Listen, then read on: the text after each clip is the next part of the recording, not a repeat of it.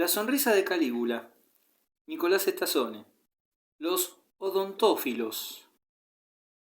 Manuel Belgrano, político, abogado y militar argentino, será el protagonista involuntario de nuestra historia del día.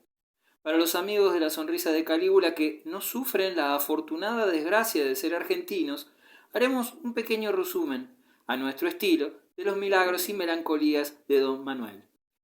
El bueno de Belgrano nació en el seno de una familia de acomodados comerciantes porteños, muy compenetrados con eso de comerciar con Europa a espaldas de las autoridades españolas. Lucrativo negocio que, a finales del siglo XVIII, uno de los pocos que daban dinero por estas zonas del mundo.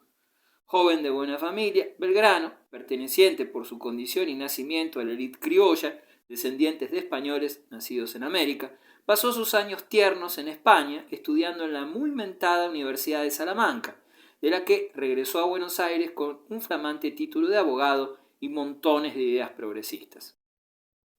Sus ansias de vuelo político encontraron aquí un magnífico campo de acción, y aún joven ingresó como miembro en el primer gobierno patrio del Río de la Plata.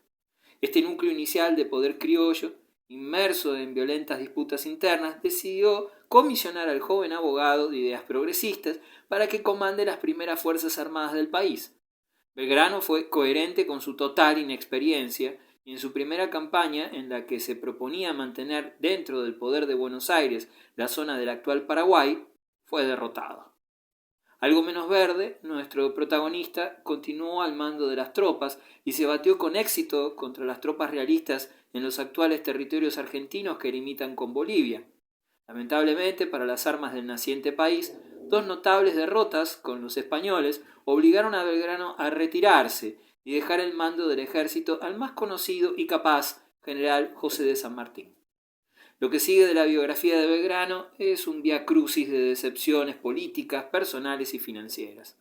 Alejado de los círculos de poder de Buenos Aires, el protoprócer volvió a su ciudad natal para morir en un aura de pobreza y martirio, muy acorde con las necesidades de sus futuros historiadores y estadistas que lo erigieron en una de las figuras señeras de la historia argentina. Su destino de inmortal es el que nos importa en la circunstancia.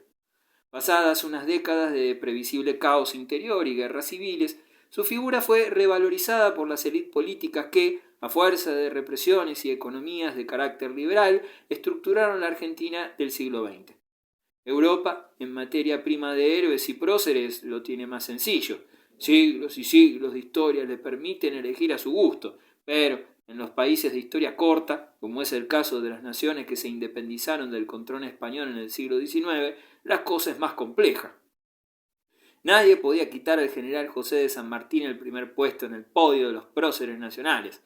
Asegurar la libertad de 3 países no es poca cosa, pero, quitando al padre de la patria, pocos personajes poseían, para las necesidades de la generación de fines del siglo XIX que elaboraron nuestro panteón de héroes, los méritos suficientes, y allí, bastante lejos del primer puesto, entró el bueno de Belgrano, con una digna medalla de plata en el podio. Este lugar de privilegio en el imaginario histórico nacional le otorgó los atributos de costumbre, a saber, feriado, que recuerda sus celebradas dotes como diseñador por confeccionar con colores tan bonitos la bandera nacional, gran cantidad de bustos, estatuas, calles, avenidas, plazas y demás cotillón recordatorio con su nombre, un puesto asegurado en el dorso de los siempre devaluados billetes argentinos y, por supuesto, un monumento fúnebre. Nos vamos a detener en esto último. El mausoleo que contiene los restos del prócer en el atrio de la encantadora iglesia de Santo Domingo, a pocas cuadras de la Plaza de Mayo, en Buenos Aires, es una de las más bellas joyas de la ciudad y guarda además de los restos del prócer la historia que contaremos hoy.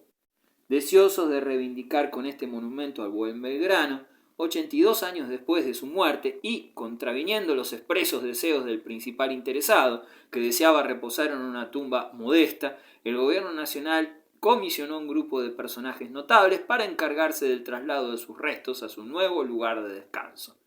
En esta comisión, además de uno de los descendientes directos de Belgrano, figuraban 2 ministros, Pablo Riccieri y el literato Joaquín González. La tarea, pese a su carácter honorífico, no era de lo más agradable.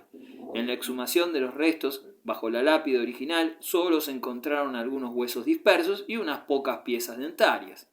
No había mucho para poner en la cima del mausoleo, y aún así, estos dos buenos ministros tuvieron la excelente idea de quedarse cada uno como una especie de souvenir macabro con una pieza dentaria del pobre prócer.